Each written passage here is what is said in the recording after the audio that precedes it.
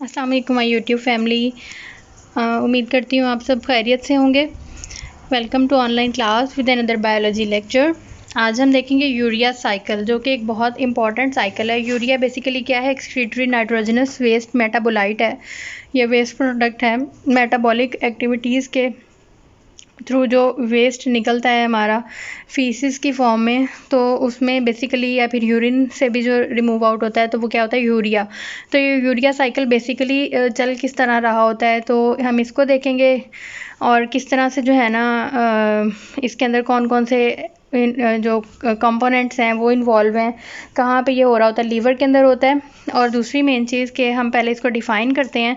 The metabolic pathway involve in the production of urea is known as urea cycle.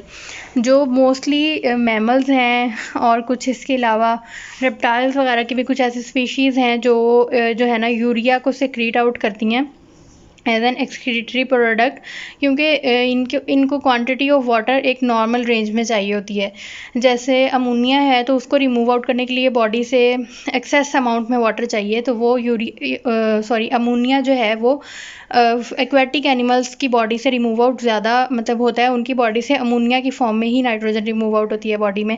लेकिन जो हम कह सकते हैं टेरेस्ट्रियल एनिमल्स या फिर कुछ मैमल्स जो हैं और कुछ टेरेस्ट्रियल एनिमल्स वगैरह या रेप्टाइल्स हम कह सकते हैं, तो वो यूरिया रिमूव आउट करते हैं अपने नाइट्रोजनस मेटाबॉलिक वेस्ट के अंदर। तो हम इसमें देखेंगे कि यूरिया साइकिल में बेसिकली हमें देखना है कि यूरिया किस तरह से बन रहा है और कैसे कैसे जो है ना वो अमोनिया की कन्वर्जन हो रही है यूरिया के अंदर, कौन कौन से उसके अंदर मॉलिक्यूल्स इन्वॉल्व हैं।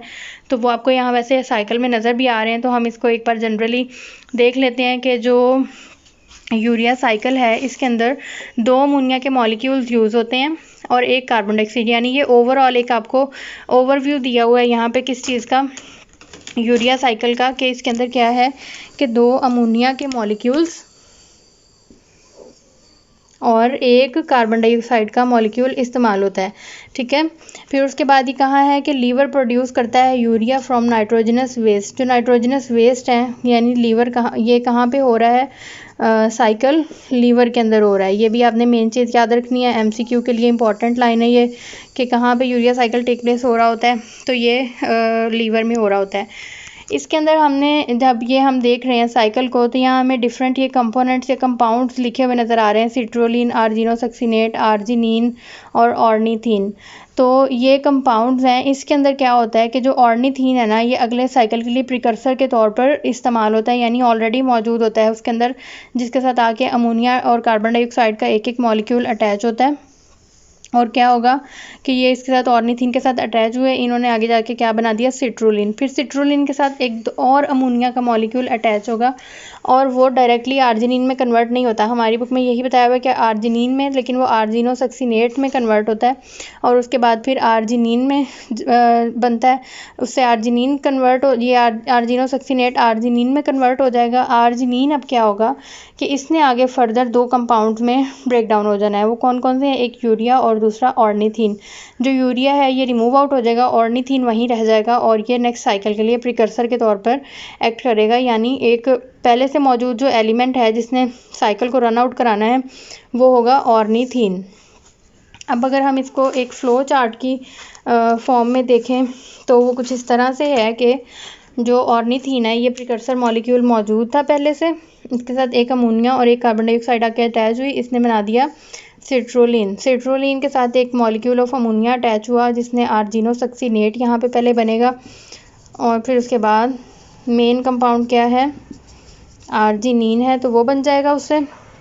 फिर आर्जिनिन 2 कंपाउंड में स्प्लिट होगा। ये जो है ये वेस्ट है,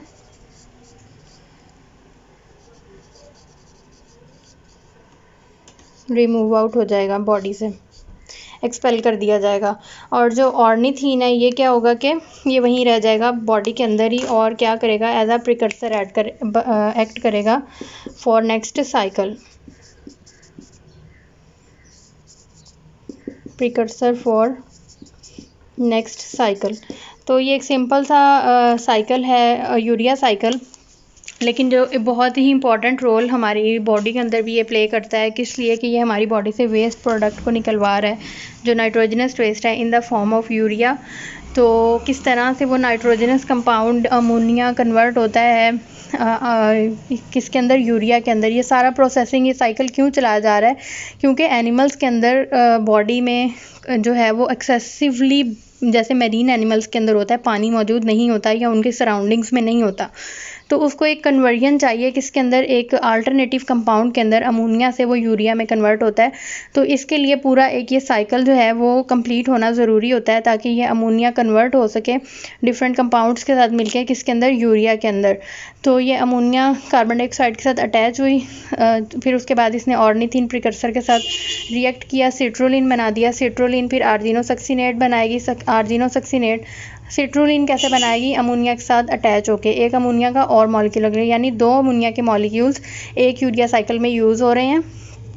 और फिर ये आर्जिनोसक्सिनेट कन्वर्ट हो जाएगा आर्जिनिन में, और ये आर्जिनिन फिर 2 कंपाउंड में स्प्लिट होता है। वो कौन से हैं? यूरिया और ऑर्निथीन। ऑर्निथीन बॉडी के अंदर रहता है, नेक्स्ट साइकिल के लिए प्रिकर्सर है, और जो यूरिया है ये रिमूव आउट हो जाता है बॉडी से।